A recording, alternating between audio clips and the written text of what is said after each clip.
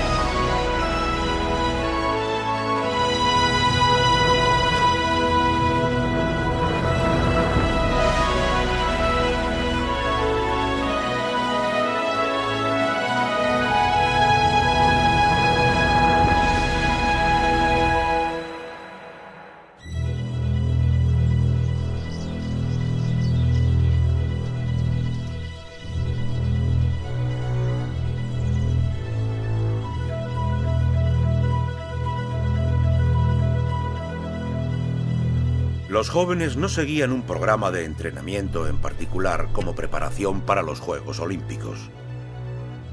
Su entrenamiento era parte de la educación que recibían en cada ciudad, en un lugar especialmente equipado para ello, el gimnasio.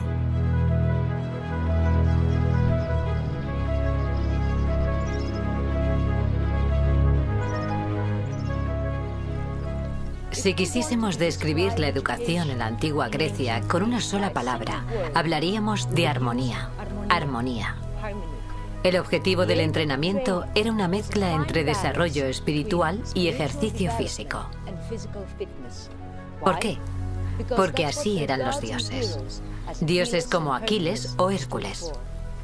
Con su aguda inteligencia y su fuerza física, eran los prototipos ideales a quienes querían parecerse.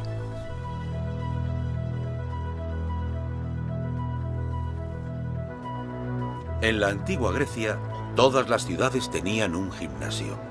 Y los pedagogos, los profesores de la actualidad, enseñaban filosofía, política, matemáticas, lengua y música.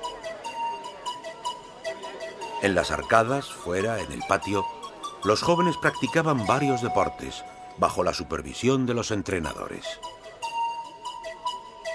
Durante el entrenamiento atlético se ponía más atención para que el atleta pudiese conseguir la perfección a través de la armonía y el ritmo. Por eso entrenaban bajo el tranquilo sonido de la flauta. Conocemos, gracias a muchos escritos antiguos, de la variedad de lo que podemos llamar profesores y entrenadores de jóvenes en la antigua Grecia. Estaban los gimnastas, que hacían especial hincapié en el entrenamiento físico. Los paidotribes, que como la palabra indica es el pulidor del chico, que se preocupa especialmente por sus habilidades, su habilidad atlética y física. Otra palabra, los adiptes, masajistas los llamaríamos hoy, que estaban especializados en limpiar el cuerpo con aceite, que era especialmente importante a la hora de preparar el cuerpo, los músculos, calentarlos y desentumecerlos para el ejercicio.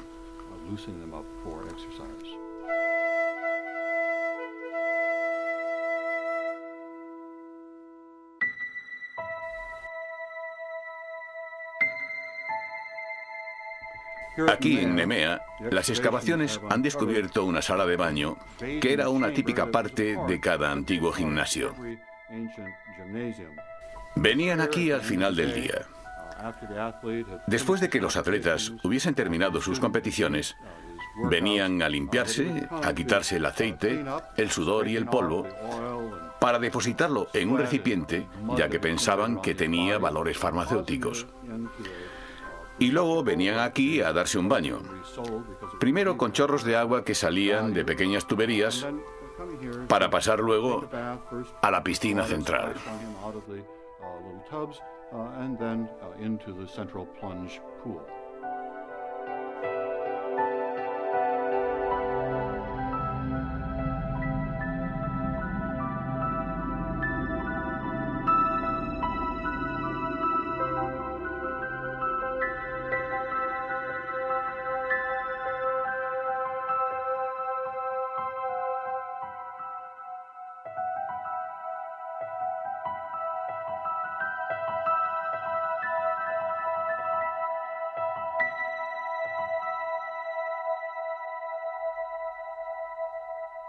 Aparte de las competiciones, también había ejercicios atléticos cuyo propósito era simplemente entrenar el cuerpo. El levantamiento de peso no existía en esa época como competición. Era un ejercicio de entrenamiento para los atletas. Esta inscripción dice que el atleta Vivon levantó esta piedra con una mano sobre su cabeza y la lanzó a lo lejos. Bien, pero la piedra pesa 143 kilos y medio. El doble medallista de oro olímpico, Piros Dimas, trata de explicarnos cómo pudo ser posible. Con una mano. Con una mano es muy difícil levantar esta piedra. Lo intenté, pero solo pude moverla un poco. En la antigüedad los griegos hacían levantamiento de peso más para que les fuese útil en otros deportes que existían entonces. Carreras, lanzamiento de disco. Hoy en día en levantamiento de peso tienes una barra. Es mucho más fácil. Se hace con ambas manos. La técnica que empleamos hoy es muy diferente de la que empleaban entonces. No sé si es posible. Si entrenase algo, los levantadores de peso actuales han entrenado con piedras en una mano. He podido levantarla, pero es casi imposible. Imaginad la misma atmósfera de paz y tranquilidad reinante en la antigua ciudad de Elis que estaba aquí. Este es el lugar al que venían los jóvenes que querían participar en los Juegos Olímpicos. Los jueces de los Juegos seleccionaban solo a aquellos que habían entrenado, ya que solo buscaban la participación de los mejores atletas. Los organizadores de los Juegos querían mostrar cuerpos bonitos y bien entrenados en el estadio de Olimpia, ofreciendo a los espectadores un espectáculo estupendo, propio de la reputación de los Juegos Olímpicos. Elis era la ciudad olímpica. Cada 4 años, los atletas iban allí. Tenían que esperar 30 días hasta que cumplían con las normas. No podían haber sido culpables de ningún sacrilegio o asesinato. Tenían que aprender las reglas de los juegos y eran asignados a distintos deportes de acuerdo con su edad, niños u hombres. En la antigua Grecia, los niños tomaban parte en la competición desde muy temprana edad. Participaban en los Juegos Olímpicos desde los 12 años.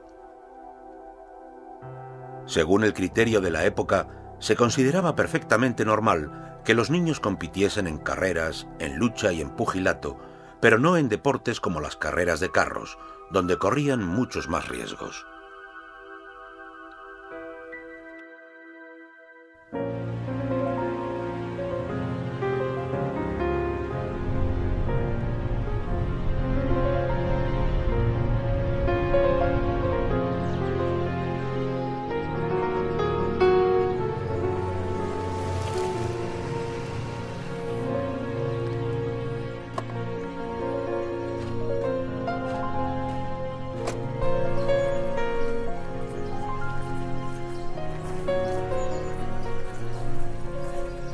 En la víspera de la inauguración de las Olimpiadas, toda esta zona se llenaba de miles de peregrinos que llegaban de todas las ciudades griegas, de las colonias y también del extranjero. Una multitud colorida y ruidosa llegaba hasta aquí para seguir el mayor evento deportivo de la antigüedad, los Juegos Olímpicos. Aparte del gran número de ciudadanos ordinarios, también llegaban a Olimpia delegaciones oficiales de todas las ciudades. Estas delegaciones estaban formadas por los ciudadanos más distinguidos. Cada ciudad intentaba causar la mejor impresión posible, donando tesoros, objetos preciosos a los dioses. Querían ganarse su favor, para que sus atletas pudiesen traerse de vuelta a sus ciudades la corona de olivo de la victoria. Las delegaciones oficiales de las ciudades que participaban en los Juegos regalaban a los dioses objetos similares a este. Además, solían traer objetos de oro, estatuas, escudos de guerra, bustos y muchas otras cosas.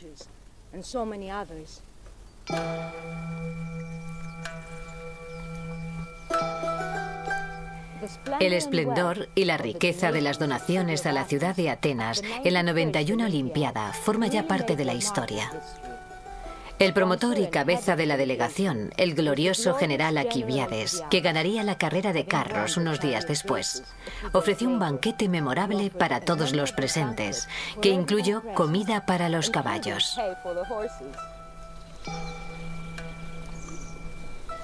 Al no tener la obligación de pensar en lo que costaría el banquete, generaciones posteriores siguieron hablando de él, por lo que no hay duda de que todos debieron pasarlo muy bien.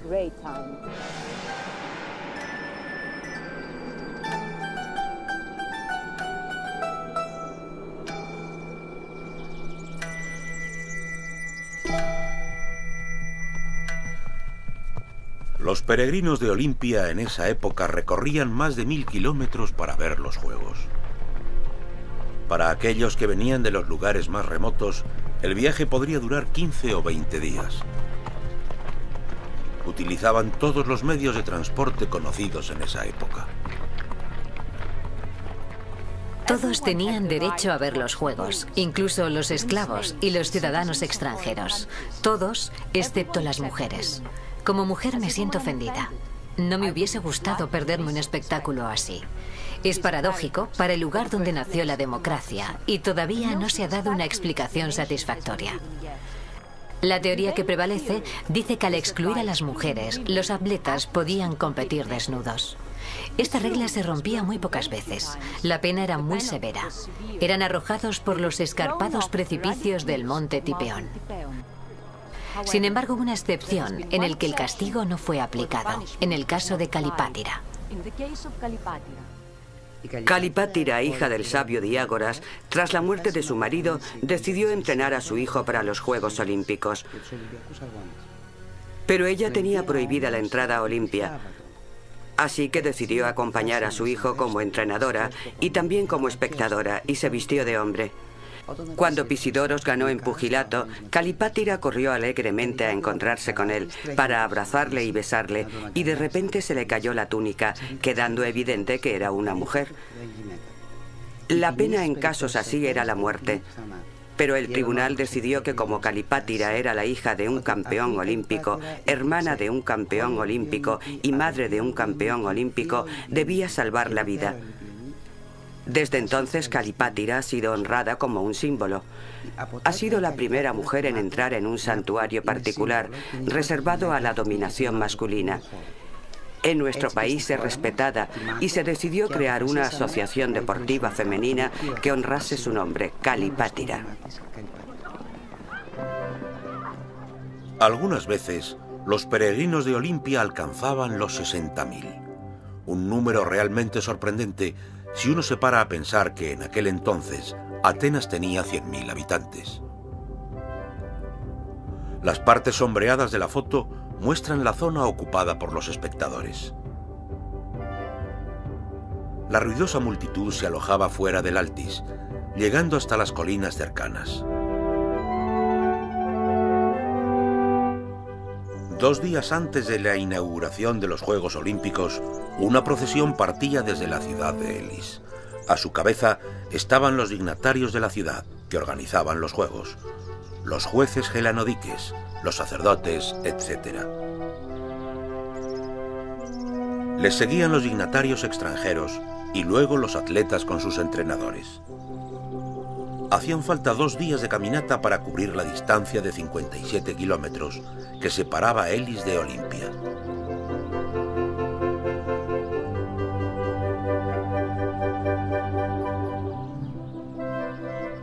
La procesión entraba en el Altis y se detenía enfrente del Buleuterion.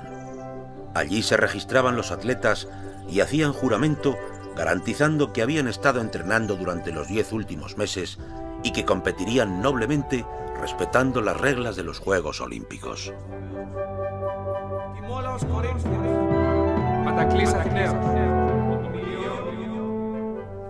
Aquí, enfrente del Buleuterion, se encontraba la imponente estatua de Zeus.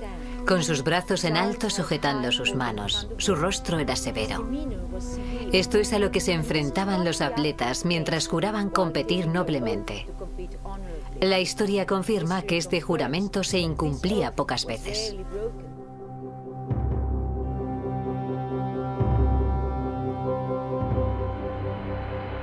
Tras la toma de juramento tenían lugar los concursos para seleccionar a los mejores trompeteros y presentadores, que anunciaban las competiciones y los nombres de los ganadores en la Arcada de los Ecos. Gracias a la longitud del edificio de la arcada, que amplificaba el volumen del sonido, las trompetas y los anuncios resonaban en todo el Altis.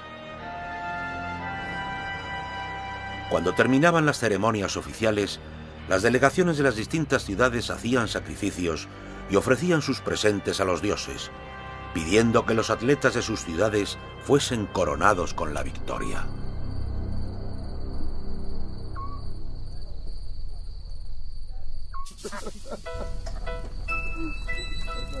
Al final del primer día, la multitud se distribuía alrededor del terreno sagrado del Altis para admirar los templos, los tesoros de las ciudades o para escuchar a escritores y poetas recitando sus obras. La mayor parte pasaba la noche al aire libre, discutiendo o tratando de adivinar el ganador de cada deporte. Mientras que los espectadores se divertían durante toda la noche, los atletas, bajo la atenta vigilancia de los entrenadores, dormían y soñaban con una victoria gloriosa.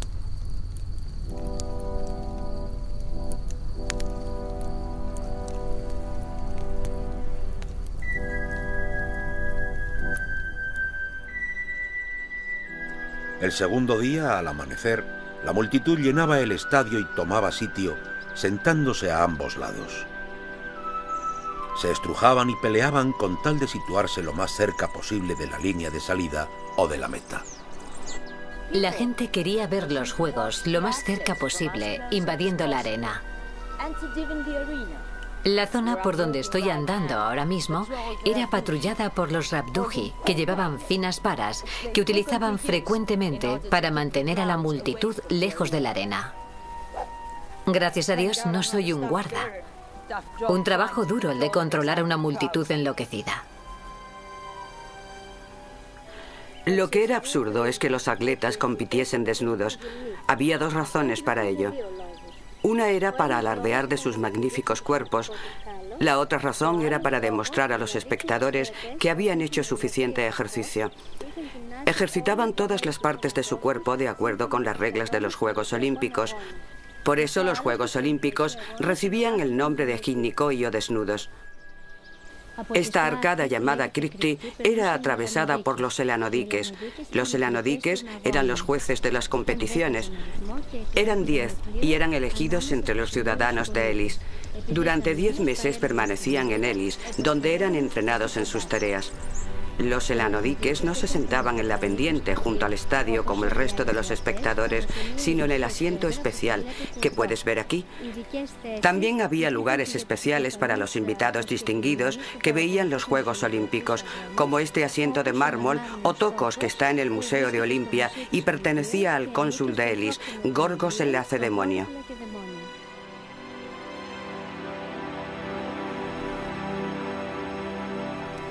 ¿Por qué nacieron las competiciones atléticas en Grecia y no en otro lugar?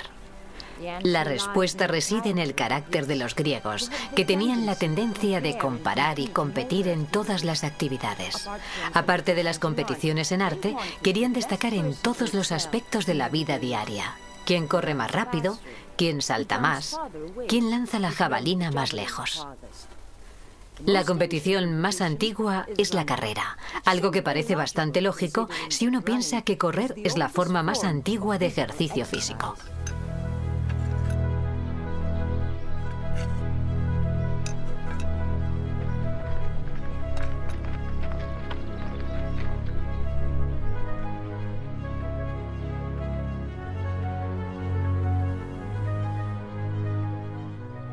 Esta es la manera en la que los atletas tomaban posición en el punto de salida, después de un sorteo imparcial frente a los espectadores que habían venido al estadio a ver los juegos.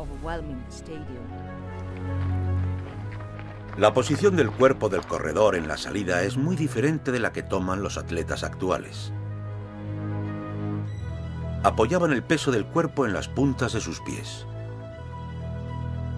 El cuerpo se doblaba hacia adelante, mientras que la cabeza permanecía recta para que los ojos pudiesen fijarse en la línea de meta.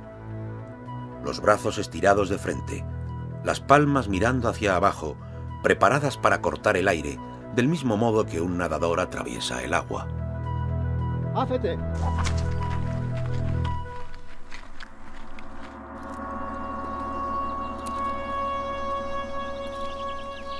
Una salida antes de tiempo tenía como resultado la cancelación de la competición, y el atleta que había provocado el error era castigado incluso con la muerte.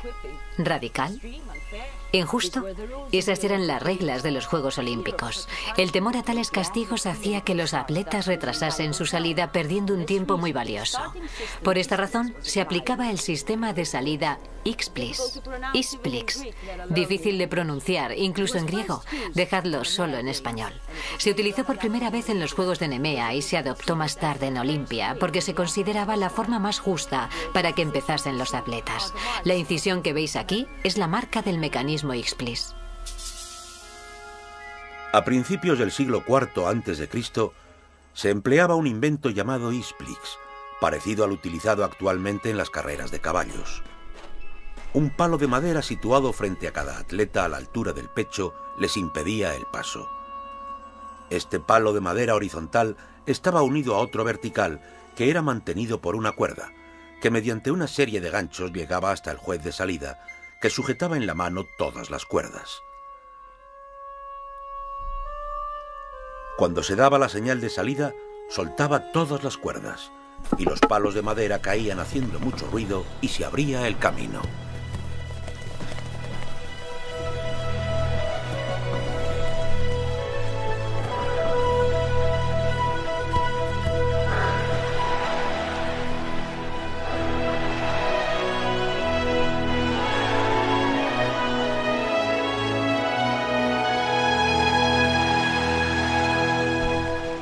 Para los antiguos griegos, el tiempo no era algo que tuviese excesiva importancia. La participación, la perseverancia y la resistencia eran los objetivos que mantenían el entusiasmo del público. Dejadme que os cuente una de las historias más sorprendentes del corredor Ageas. Fue proclamado ganador de la carrera Dolichos en la Olimpiada número 113, que consistía en correr unos 3,5 kilómetros.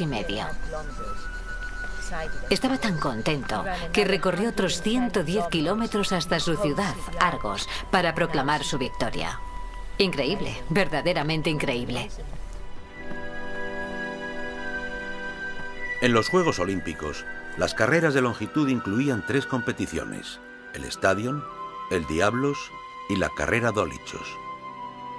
La carrera Stadion recibió este nombre porque los atletas recorrían la longitud del estadio. Hoy sería la carrera de 200 metros. La Diablos corresponde a la carrera de 400 metros. Esto implica que los atletas tenían que cubrir el doble de la distancia del estadio. El nombre proviene del instrumento musical, diablos, flauta, que en griego significa camino de 2 vías. La Dolichos era una carrera de larga distancia, equivalente a 3.500 metros, que es 20 veces la distancia del estadio. Fue a los mensajeros que tenían que recorrer grandes distancias entre las ciudades a quienes se les ocurrió la idea de competir. En la antigüedad, los atletas no corrían como ahora alrededor de la circunferencia de la arena. Corrían la longitud del estadio como los nadadores de la actualidad. La carrera era la más popular de las competiciones, y el ganador olímpico de este deporte era homenajeado de una forma muy especial. La olimpiada en la que ganaba recibía su nombre. Por ejemplo, la primera olimpiada del año 776 a.C. recibió el nombre de Coribos, por un cocinero de Elia.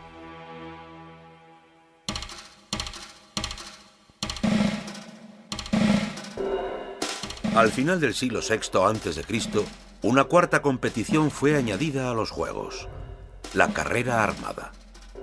Los corredores tenían que correr la Diablos 2 veces la longitud del estadio, desnudos, pero llevando sus aparejos de guerra: cascos, grebas y escudos. El corredor hoplita, es decir, el corredor completamente armado, tenía que estar extremadamente bien entrenado para soportar el peso de todo el equipamiento de guerra. El entusiasmo que despertaban estos corredores armados hizo que los organizadores programasen la carrera al anochecer, para que el primer día de los Juegos terminase con alegría.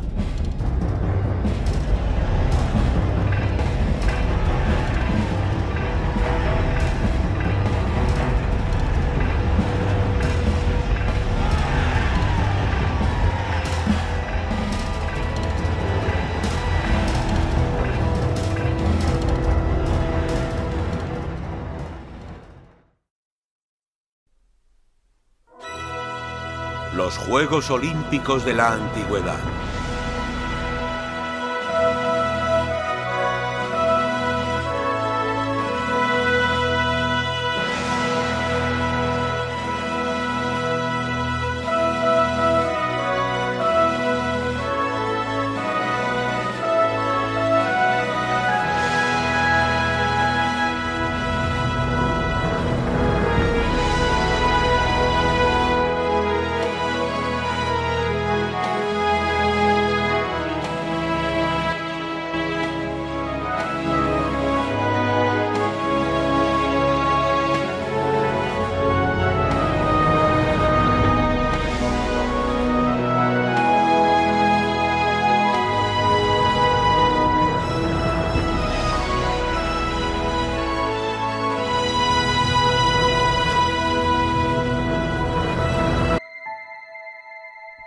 Aquí en Nemea, las excavaciones han descubierto una sala de baño que era una típica parte de cada antiguo gimnasio.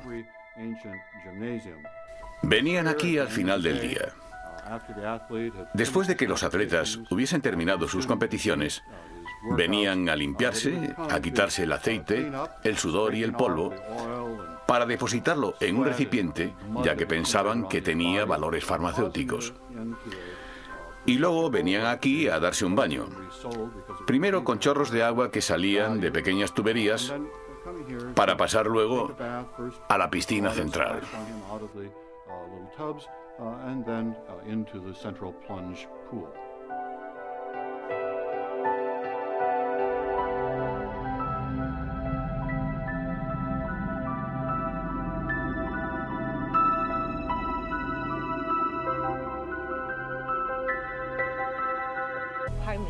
El objetivo del entrenamiento era una mezcla entre desarrollo espiritual y ejercicio físico.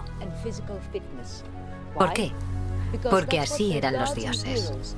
Dioses como Aquiles o Hércules. Con su aguda inteligencia y su fuerza física, eran los prototipos ideales a quienes querían parecerse.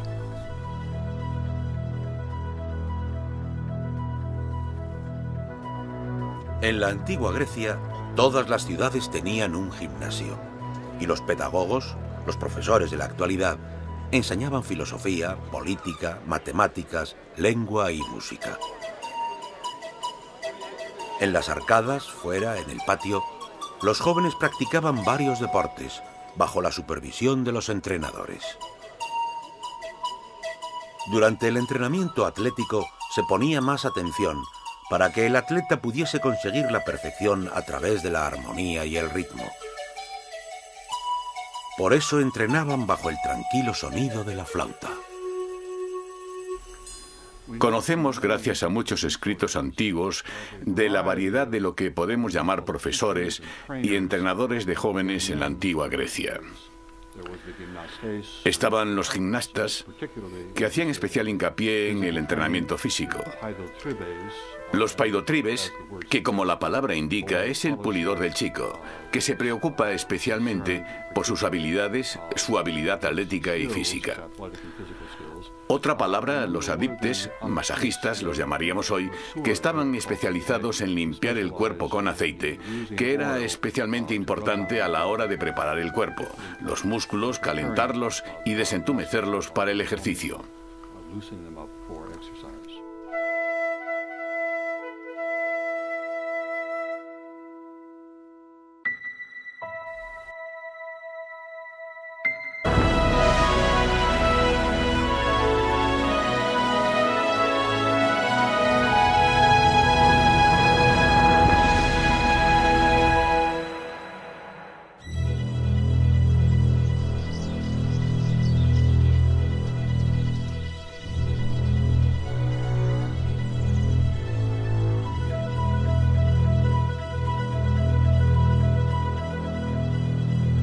Los jóvenes no seguían un programa de entrenamiento en particular como preparación para los Juegos Olímpicos.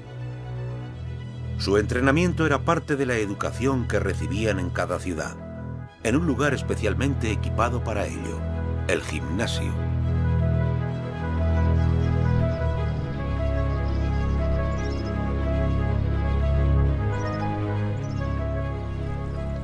Si quisiésemos describir la educación en la antigua Grecia con una sola palabra, hablaríamos de armonía.